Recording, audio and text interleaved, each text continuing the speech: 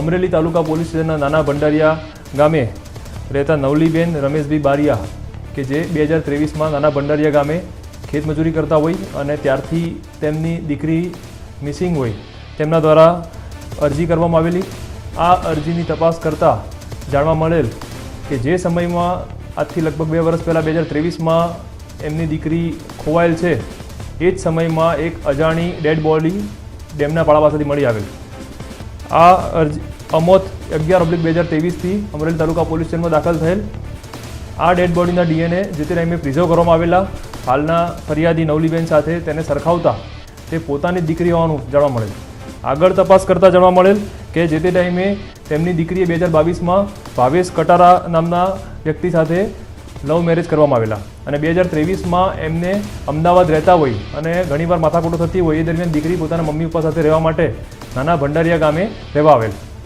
એ જમાઈ પણ ત્યારે એમની સાથે જ રહેતો હોય અને પછી 12 ફેબ્રુઆરી 2023ના રોજ દાહોદમાં પોતાના વતનમાં પ્રસંગ આવતા નવલીબેન અને એમના પતિ પોતાના વતનમાં ગયા હતા। ત્યારે પોતાની દીકરી અને જમાઈ ઘરે એકલા હોય એ દરમિયાન કંઈ માથાકૂટ થતાં ભાવેશ દ્વારા પોતાની જ પત્નીને ગળું દબાવીને મારી નાખેલ।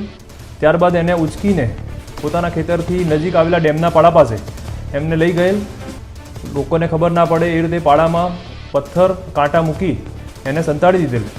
આથી જે તે ટાઈમે 22 તારીખના રોજ આ વસ્તુ જાહેર થયેલ અને એના DNA સેમ્પલ પ્રિઝર્વ કરવામાં આવેલા જે અત્યારે મેચ થતા અને તપાસ દરમિયાન ભાવેશ પણ પોતાની સાસુ આગળ એકવાર ગુસ્સામાં બોલી ગયેલ કે મેં જ એને ગુસ્સામાં મારી નાખેલ। આના આધારે અમરેલી તાલુકા પોલીસ સ્ટેશને મર્ડરનો ગુનો દાખલ કરેલ છે। ભાવેશની અટક કરવામાં આવી છે। તપાસ દરમિયાન ભાવેશના 5 દિવસના રિમાન્ડ પણ લીધા છે।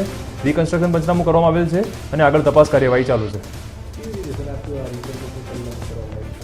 હાલમાં નાના ભંડારિયા ગામે જે ખેતરવાડી ગોવિંદભાઈ વોરાની વાડીમાં રહેતા હતા જ્યાં આગળ પોતાના સાસુ સસરા સાથે ભાવેશ રહેવા આવ્યો હતો પોતાની પત્ની સાથે તે જગ્યા પર લઈ જવામાં આવ્યા।